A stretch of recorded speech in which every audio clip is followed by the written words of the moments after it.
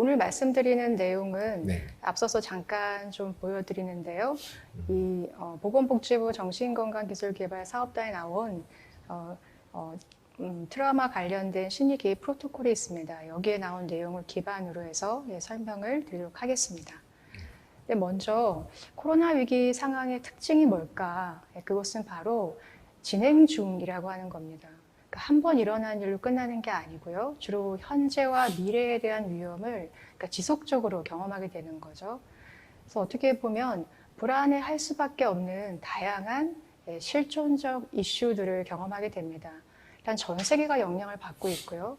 모든 것이 변하고 있는데 상대적으로 준비되지 않았다고 느낍니다. 그리고 이 상황을 어떻게 이해할지 모르겠고 또 혹시 죽는 것은 아닌가 하는 두려움을 느끼기도 하고요. 또 병에 걸리거나 돈이나 직업을 잃을까 하는 두려움 또한 큽니다. 혼자라고 느껴지기도 하고 일어나고 있는 것을 바로잡을 수 없을 것 같은 이런 마음이 들기도 합니다. 어떻게 보면 이런 불안은 당연한 거일 텐데요. 그럼 우리가 어떻게 좀 할 수 있을까? 그러니까 사실 코로나 상황도 감염 재난이라고 전문가들은 얘기를 하는데요. 이 이후에 어떤 시기를 지내느냐 하는 것이 결국 최종적인 영향을 결정한다고 합니다. 이미 발생한 건 어쩔 수 없지만 그 이후의 시기를 안전 시기로 만드는 것이 최선의 방법이라고 하고요. 이거를 도와주는 방법으로서 크게 4가지를 좀 정리해 봤습니다. 일단 심리교육, 그리고 오늘 좀 더 구체적으로 말씀드릴 안정화 기술, 그리고 개인과 또 사회적인 어떤 자원을 활성화하는 것, 그리고 조기 개입 EMDR과 같은 어떤 치료를 예방적으로 시행하는 것들이 있을 수 있습니다. 앞에 3가지를 조금 더 자세하게 설명드리려고 하는데요. 심리 교육이라고 한다면 불안한 것이 당연하다. 불안한 게 이상한 게 아니고요. 오히려 지금 불안하세요? 조금 불안합니다. 그래서 이렇게 강의할 때 불안한 건 당연하다. 네. 얼굴 너무 굳어지신 것 같아가지고 네. 편안하게 하셔도 됩니다. 네, 감사합니다. 네. 그래서 이 심리 교육이라고 하는 것은 이렇게 불안할 수밖에 없다라고 하는 것들을 오히려 좀 받아들여주고 인정해주는 거고요. 오히려 이 불안을 좀 더 적응적으로 과연 뭘 불안해하나, 내가 왜 불안해하는가, 그러면 어떻게 좀 대처할 수 있나라고 하는 그런 좋은 자원으로 사용할 수도 있습니다. 그리고 어떻게 보면 리스크와 데인저를 좀 구별하는 게 필요한데요. 우리나라 말로는 다 위험이죠. 그런데 리스크와 데인저는 큰 차이가 있습니다. 와, 되게 멋있는데요? 네. 네. 리스크라고 리스크와 한다. 데인저의 차이. 네. 네. 리스크라고 한다고 하면 어떻게 보면 좀 더 관리할 수 있다라고는 의미를 좀 포함하고 있습니다. 그리고 적극적으로 대처할 수 있는 면들을 더 보게 하는 거죠.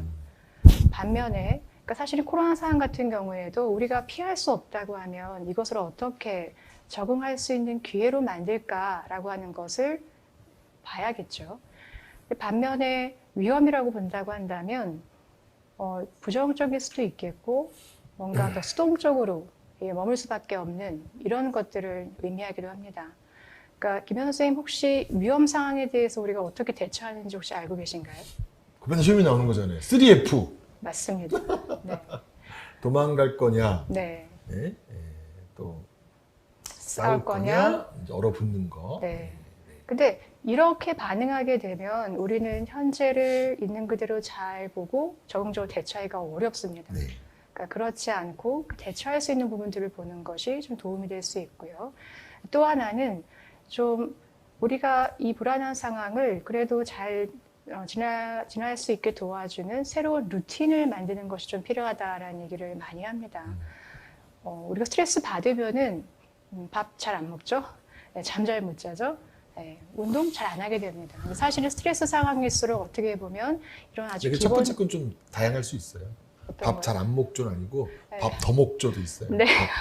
밥 더 먹고 네. 잠 안 자고 네. 화내고 짜증내고 이런 네. 수도 있긴 하죠. 그러니까 대강 때우거나 뭐 급하게 먹거나 몰아먹거나 그러니까 식사를 잘 챙기기가 좀 어려워지게 되는 사실은 가장 중요한 거지만 그게 별로 중요하게 여겨지지 않게 되는 이런 상황들이 있습니다. 그래서 오히려 그런 것들을 루틴으로 잘 챙기고요. 무엇보다 집에 계시게 되는 경우가 참 많은데요. 실내 운동도 좀 염려가 되기도 하죠. 그래서 어떤 좀 야외에 가까운 곳에 가볍게 산책할 수 있는 이런 새로운 루틴을 만드는 것도 필요할 수 있습니다. 네. 그 다음에 안정화 기술에 대해서는 오늘 좀 더 자세하게, 사실은 굉장히 많습니다. 안정화 기술도 여러 가지가 있지만 쉽게 할 수 있는 세 가지로서 복식 호흡, 그리고 안전지대, 그라운딩이라고 하는 이 세 가지 방법을 좀 더 자세하게 여러분과 나눠보도록 하겠습니다. 그 다음에 개인적, 사회적 자원 활성화라고 좀 적어봤는데요. 일단 개인이 내가 어떤 자원을 갖고 있나라고 하는 것도 좀 살펴볼 수가 있습니다. 예를 들면 지난 몇 주 동안에 어떤 게 가장 나에게 좀 도움이 되었지?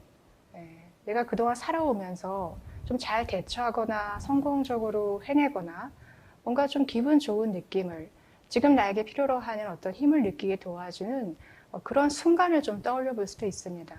또는 뭔가 좀 고요하게 느끼거나 꼭 삶으로부터 위한 게 아니더라도 어떤 자연의 이미지라든지 나를 좀 지지해주는 그런 인물이나 그런 이미지를 좀 떠올려 보고요.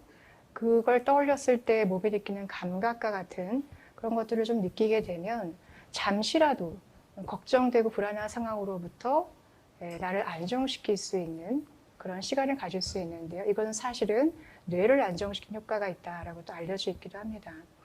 그다음에 사회적 자원의 활성화는 이 서울시 코비드19 심리지원단처럼 다양한 여러 센터나 학회나 이런 곳에서 좋은 자원들을 또 자료들을 갖고 있습니다. 이런 것들을 통해서 어떤 필요한 자료를, 정보를 얻을 수도 있고요. 만약에 또 관련된 그런 심리적 어려움을 도움을 받는 그런 상담을 또 이용하실 수도 있습니다.